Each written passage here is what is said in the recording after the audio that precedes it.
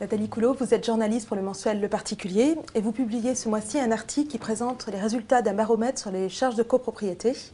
Donc il existe déjà 2 bases de données sur les charges de copropriété. Pourquoi publier justement un 3e baromètre ? Alors, il existe effectivement 2 baromètres. Le premier, qui existe depuis des années, qui est publié par l'UNIS, ce sont les syndics. Il est publié sur la base de données fournies par les syndics.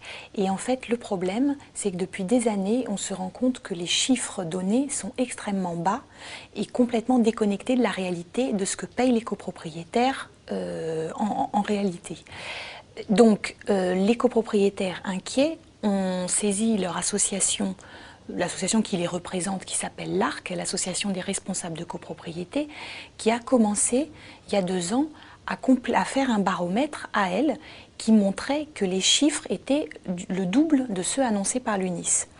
Du coup, le particulier s'est dit, il y a vraiment quelque chose à faire, il y a un problème dans ce secteur, il faut que nous aussi on regarde les charges de copropriété.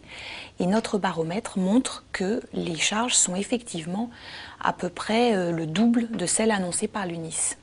Voilà. Et quelle est la différence entre votre baromètre et celui de l'ARC ? Alors, notre baromètre est plus une enquête auprès des abonnés, des lecteurs du particulier, qui sont des gens très investis, très au fait des affaires de copropriété. Et l'ARC, en revanche, a une méthode un peu différente, mais beaucoup plus longue, du coup, ils ont fait leur observatoire uniquement sur Paris pour l'instant.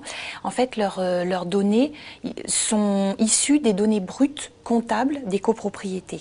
Donc, ils analysent tous les comptes des copropriétés. Nous, on a demandé à nos lecteurs de répondre à un questionnaire très complexe, très détaillé, mais c'est un questionnaire. On demande à nos lecteurs de regarder dans leurs comptes quels éléments ils ont, combien ils payent, ils nous les transmettent, et de cette façon, on leur fait confiance et on n'exploite pas directement les données brutes des copropriétés, ce qui nous permet d'avoir un baromètre sur toute la France.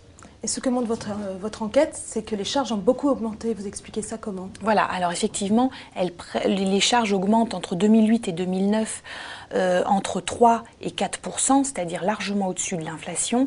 On explique ça par le fait que souvent, dans les copropriétés, les contrats ne sont pas toujours négociés au mieux. Ce sont généralement les syndics qui négocient les contrats et c'est une tâche un peu ardue, complexe. Les copropriétaires eux-mêmes ne sont pas toujours au fait des contrats qu'ils payent et de la négociation.